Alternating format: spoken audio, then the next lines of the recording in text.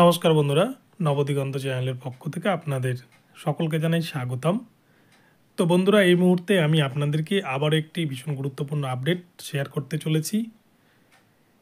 2014 primary টেটের ওপর যে 42,000 নিয়োগ করা হয়েছিল 2016 সালে, সেই নিয়োগে কিভাবে মানিক ভট্টাচার্য দুর্নীতি করেছিল এবং এস বাসু রায় কোম্পানি কিভাবে দুর্নীতি করেছিল এবং ওএমআর কারচুপি এবং টেট ফেল ক্যান্ডিডেটদেরকে কীভাবে চাকরি দেওয়া হয়েছিল সে সমস্ত রিপোর্ট সিবিআইয়ের 13 নম্বর পেজে উল্লেখ করেছে সিবিআই তাদের চার্জশিটের।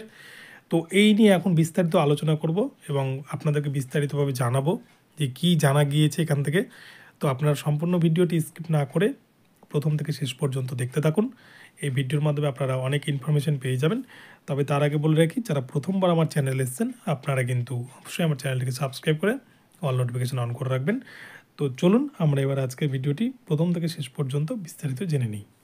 বন্ধুরা, আপনারা জানেন কলকাতা হাইকোর্টে কিন্তু সবথেকে বেশি নিয়োগ দুর্নীতির যে মামলাটি প্রভাব বিস্তার করেছে সেটি হচ্ছে 2014 প্রাইমারি টেটকে ঘিরে 42,949 যে প্যানেল, এই প্যানেলকে ঘিরেই কিন্তু ওএমআর মামলা, 5% ওয়েটিং লিস্টের মামলা এবং নিয়োগে অ্যাপটিটিউড টেস্ট হয়নি, এ ধরনের বিভিন্ন মামলা কিন্তু হয়েছে কলকাতা হাইকোর্টে। এবারে কিন্তু সিবিআই তাদের নিম্ন আদালতে যে চার্জশিট জমা করেছে গত 2রা জানুয়ারি 2024, সেখানে কিন্তু 13 নম্বর পেজে যা উল্লেখ করেছে সিবিআই তা দেখলে আপনাদের সকলেরই কিন্তু চোখ কপালে উঠে যাবে। কেননা সিবিআই তাদের সেই সিজার লিস্টে উল্লেখ করেছেন কিভাবে টেট ফেল প্রার্থীকে চাকরি পাইয়ে দেওয়া হয়েছিল। সেই তথ্য সিবিআইয়ের চার্জশিটে কিন্তু পরিষ্কারভাবে উল্লেখ করেছেন সিবিআই এবং তা কিন্তু বিচারপতির এজলাসে রয়েছেন। সিবিআই স্পষ্ট উল্লেখ করেছেন টেট ফেল প্রার্থীদেরকে উইথ হেল্ড ক্যান্ডিডেট হিসেবে কিন্তু ঢোকানো হয়েছিল। যেমন সাধারণত উইথ হেল্ড ক্যান্ডিডেট বলতে বোঝায় যে যাদের ডকুমেন্টসে কোনো রকম সমস্যা থাকে তাদেরকে উইথ হেল্ডের তালিকায় রাখা হয়।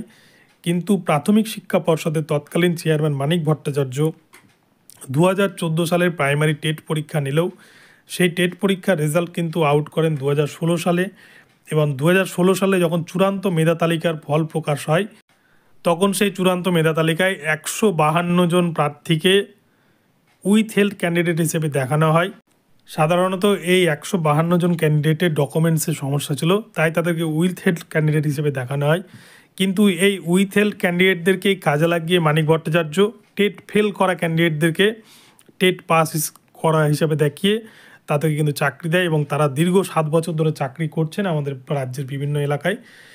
এই 152 জন উইথ হেল্ড ক্যান্ডিডেটের সাথে আরও 600 জন ক্যান্ডিডেটকে কিন্তু উইথ হেল্ড হিসেবে দেখানো হয় যারা সম্পূর্ণ টেট ফেল, এবং এই 752 জন টোটাল ক্যান্ডিডেটকে কিন্তু উইথ হেল্ড হিসেবে রাখা হয়, যার মধ্যে 600 জনই টেট ফেল।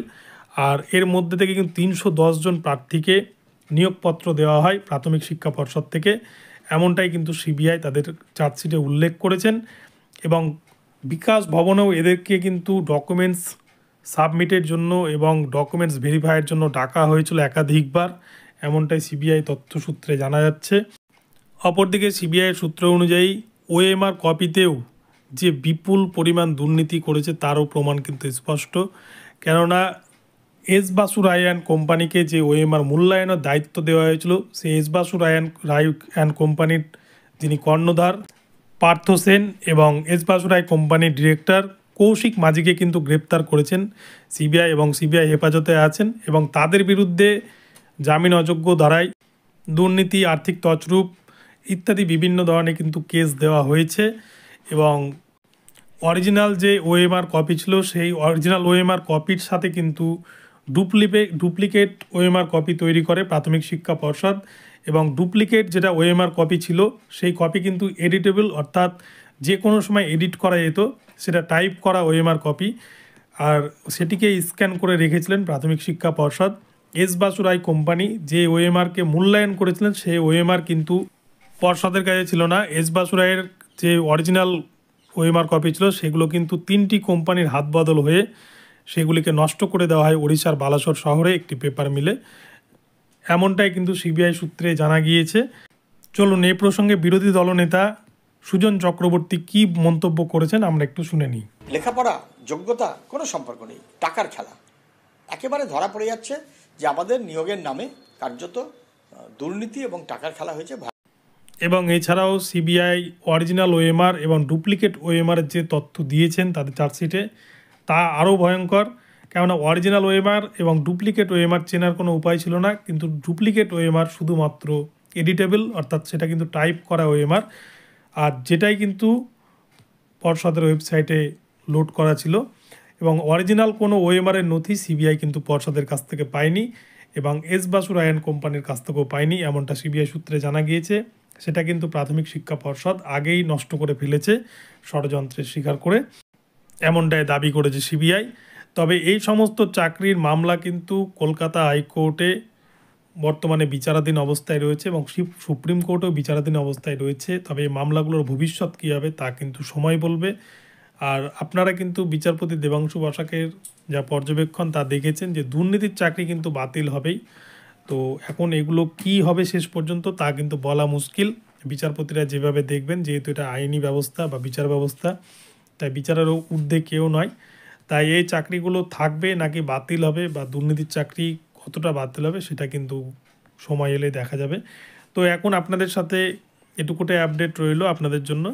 তো পরবর্তীতে আবার ভিডিও নিয়ে আসবো। তো ভিডিওটি ভালো লাগলে অবশ্যই চ্যানেলটিকে সাবস্ক্রাইব করে অল নোটিফিকেশন অন করে রাখবেন এবং প্রতিনিয়ত চ্যানেলে নজর রাখবেন। ধন্যবাদ।